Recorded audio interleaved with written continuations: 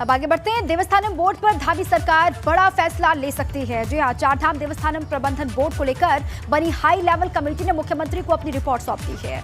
Committee के अध्यक्ष और पूर्व सांसद मनोहर कांत ध्यानी ने ऋषिकेश में सीएम पुष्कर सिंह धामी से मुलाकात की और अपनी फाइनल रिपोर्ट उन्हें सौंप करके, जिसके आधार पर मुख्यमंत्री अब ये कहा जा रहा है कि जल्द से जल्द कोई बड़ा फैसला ले सकते हैं। आपको बता दें कि देवस्थानम बोर्ड को भंग करने को लेकर राज्य सरकार 2 दिनों में बड़ा फैसला कर सकती है। सरकार ने 30 नवंबर तक तीर्थ पुरोहित और हकूकधारियों को इस पूरे मसले का हल करने का आश्वासन दिया है और इस मामले में मंत्रिमंडल की सब कमेटी फैसला लेगी। सब कमेटी 2 दिनों में रिपोर्ट का अध्ययन करके सरकार को अपनी सिफारिश सौंपेगी। मनोहर कांत ध्यानी की अध्यक्षता में बनी हाई पावर कमेटी ने अपनी रिपोर्ट सरकार को सौंप दी है। इसीलिए कहा जा रहा है कि आने वाले 2 दिनों में फैसला संभव है। इसी पर लगातार देहरादून से मेरे सहयोगी विनोद जुड़े हुए हैं। विनोद के पास एक बार फिर से चलती हूँ। विनोद, इसी पर सभी की निगाहें टिकी हुई है। चुनाव बहुत करीब है, बहुत प्रेशर है सरकार पर भी। जिस तरीके से नाराजगी तीर्थ पुरोहित जाहिर कर रहे हैं, उसी को लेकर ये कहा जा रहा है कि आने वाले 1-2 दिन में फैसला हो सकता है। क्या अपडेट है इस मसले पर? बिल्कुल दीपा, देखिए सबकी निगाहें इसी राज्य सरकार के फैसले पर टिकी हुई है। आखिरकार देवस्थानम बोर्ड को भंग करने के लिए राज्य सरकार क्या निर्णय लेती है। 30 नवंबर तक राज्य सरकार ने तीर्थ पुरोहित और हकूकधारियों को आश्वासन दिया है कि कोई ना कोई विकल्प या कोई फैसला इस देवस्थानम बोर्ड को लेकर राज्य सरकार की ओर से ले लिया जाएगा। लेकिन आगामी 2 दिनों यानी आज और कल का दिन काफ़ी महत्वपूर्ण है। राज्य सरकार पर एक दबाव भी है कि आखिरकार देवस्थानम बोर्ड को लेकर जल्द से जल्द कोई फैसला ले।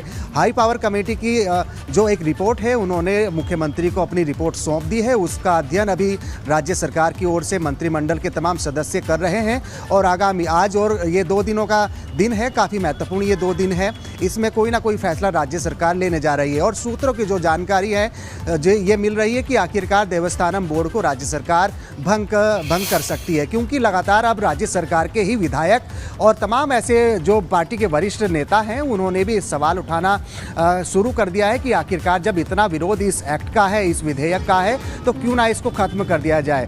2 साल से लगातार इस एक्ट का विरोध होता आ रहा है और अब राज्य सरकार के सामने सबसे बड़ा प्रेशर ये है कि आखिरकार इस पूरे मसले का हल कैसे निकले।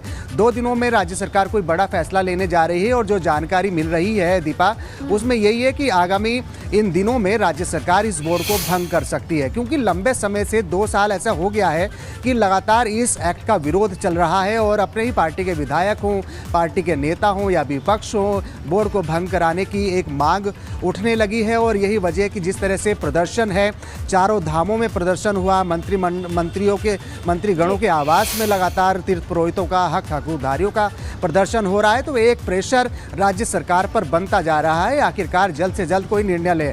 राज्य सरकार की ओर से ये जानकारी मिल रही है कि आगामी 2 दिनों में, आज यानी और कल, कोई राज्य सरकार की ओर से एक बड़ा निर्णय देवस्थानम बोर्ड को लेकर लिया जाएगा, जिसके चलते सबकी निगाहें, सबकी नजरें इसी बात पर टिकी है आखिरकार इस पूरे मसले को लेकर, जो पूरा उत्तराखंड की राजनीति में गरमाया हुआ है। देरी पर गुस्सा बढ़ता जा रहा है तीर्थ पुरोहितों का और ये कह रहे हैं तीर्थ पुरोहित कि इसमें अगर मगर की स्थिति तो है ही नहीं। इतने मंथन, इतनी बैठकें हो क्यों रही हैं? सिर्फ इतना सा करना है कि देवस्थानम बोर्ड को भंग कर दे रहा है। इसी पर लगातार नजरें टिकी हुई है तीर्थ पुरोहितों की। बहुत शुक्रिया विनोद आपका पूरी जानकारी के लिए और अपडेट के लिए भी।